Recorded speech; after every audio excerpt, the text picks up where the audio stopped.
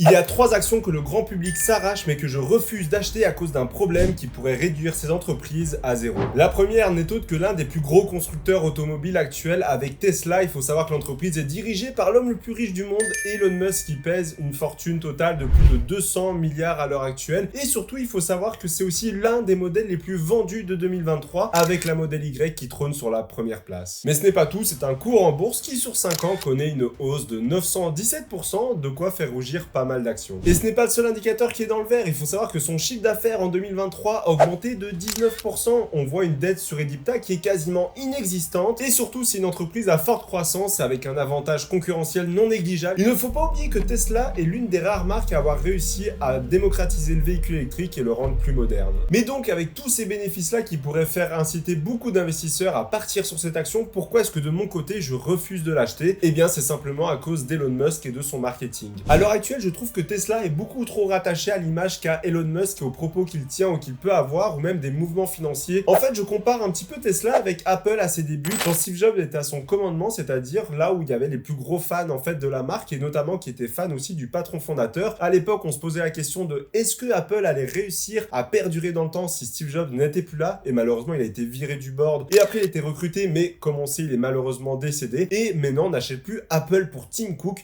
mais bel et bien pour ses produits. Eh bien, j'attends de voir si Tesla peut réellement se détacher de l'image en fait de son fondateur qui est si iconique à l'heure actuelle, mais qui aussi peut poser certains problèmes en fait à la marque lors de certains mouvements qu'il peut faire, comme avec Twitter où la marque avait perdu quand même plus de 40% en l'espace d'un an. La deuxième entreprise n'est autre que Taiwan Semiconductor, c'est l'un des leaders mondiaux avec plus de 60% des parts de marché du semi-conducteur dans le monde. Il faut savoir que c'est une entreprise qui est littéralement indispensable à beaucoup de domaines de la technologie dans le monde, que ça soit les ordinateurs, que ça soit les voitures, peu importe, ils ont un champ d'action qui est vraiment très large et à l'heure actuelle, il faut savoir que Taiwan Semiconductor augmente de plus de 200% sur les 5 dernières années. Mais ce n'est pas tout. Comme Tesla, l'entreprise a de très beaux fondamentaux, c'est-à-dire qu'elle a une augmentation de 42% de son chiffre d'affaires en 2023, une marge opérationnelle de 49% qui est quand même très élevée. On veut à minima qu'elle soit de 15%, donc on est largement au-dessus. Mais en plus de cela, c'est quand même une belle action à dividende avec un rendement de 1,89% à l'heure actuelle et qui sont versés depuis plus de 30 ans. Mais ce n'est pas tout, comme Tesla en fait, la dette sur EBITDA est quasiment inexistante et surtout si on prend en compte en fait le rendement en dividende, il reste assez intéressant pour une entreprise à croissance comme Taiwan Semiconductor qui est de 1,59% avec un payout ratio sur free cash flow, tiens-toi bien, de 0,59%, c'est-à-dire que le dividende est largement maintenable dans le temps pour l'entreprise. Mais donc mon gros problème avec cette entreprise va se situer notamment au niveau géopolitique. Comme tu l'as peut-être suivi lors de ces dernières années, la Chine montre de façon agressive qu'elle souhaite reprendre Taïwan par la force avec le temps et il y a diverses raisons à cela. La première, c'est bien évidemment du coup d'étendre son territoire. Certains estimeraient que c'est pour retrouver un peu la Chine d'antan, à savoir que Taïwan n'a jamais réellement appartenu à la Chine malheureusement. Et évidemment, il nous montre quasiment de manière mensuelle que la Chine est déterminée à reprendre ce territoire en mettant seulement la pression militairement parlant, en mettant, imaginons, des bateaux aux côtes,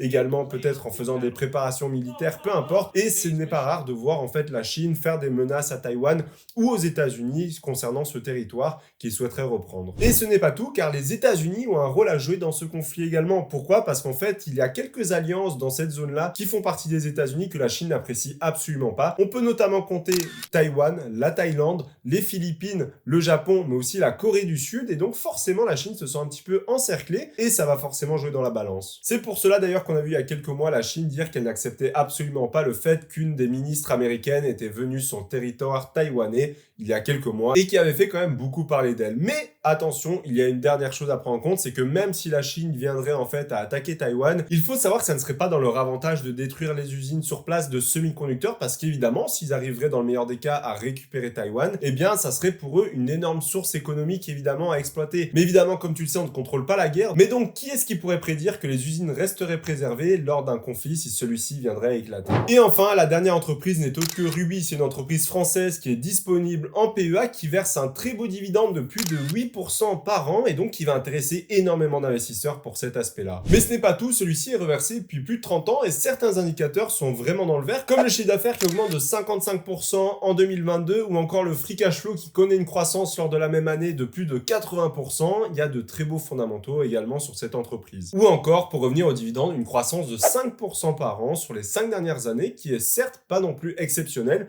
mais très correcte pour une entreprise qui verse déjà un très beau dividende. Mais donc mon problème, comme tu vas t'en douter, des entreprises qui versent un gros rendement en dividende, ça va être bien évidemment au niveau de son cours. Malheureusement, ce dernier, il perd sur les 5 dernières années plus de 50%, ce qui est énorme. Et quand on dézoome sur le graphique, il est en constante chute, malheureusement. Et on voit un petit problème chez les investisseurs qui vont le posséder, notamment en PEA. Et bien, premièrement, on va en profiter puisque c'est une entreprise qui verse de gros dividendes. Et comme le PEA, c'est une très bonne enveloppe fiscale, comme tu le sais, au bout de 5 ans, on paye que les prélèvements sociaux, c'est-à-dire 17,2% au lieu des 30%. Et qu'en plus de cela, chaque dividende reçu dans le PEA n'est pas taxable tant qu'il n'est pas redirigé en fait vers ton compte bancaire. Mais donc, évidemment, ça va permettre à l'investisseur de faire tourner et rouler beaucoup plus de dividendes, faire beaucoup plus d'impact sur les intérêts composés. On peut donc comprendre pourquoi certains investisseurs la privilégient au sein d'un PEA, mais pour moi malheureusement, si les fondamentaux ne sont pas si bons que ça, mais en plus de cela qu'elle ne fait que perdre de l'argent sur le long terme, ça n'a aucun sens pour moi de l'acheter à l'heure actuelle. Et en plus, on pourrait se demander si le dividende est réellement maintenable dans le temps. Il faut savoir qu'en 2022, le payout ratio sur free cash flow en fait était de 116%, ça veut dire que le versement du dividende aux actionnaires a coûté l'équivalent de l'année entière du free cash flow de l'entreprise, mais ce n'est pas tout. On va rajouter 16% de free cash flow en plus de tout ce qui a été produit en 2022, ce qui veut dire que le dividende aura très peu de chance à mon avis de se maintenir dans le temps, ou en tout cas de manière aussi forte, donc à voir dans le temps comment est-ce que ce dernier va évoluer. D'ailleurs, si on veut en savoir plus sur les actions en bourse, je t'ai parlé de 3 actions qui sont sous-évaluées à l'heure actuelle que tu dois suivre de près et voire même acheter si elles pourraient te correspondre. Je te les partage juste ici dans cette vidéo. On se retrouve juste derrière. À tout de suite.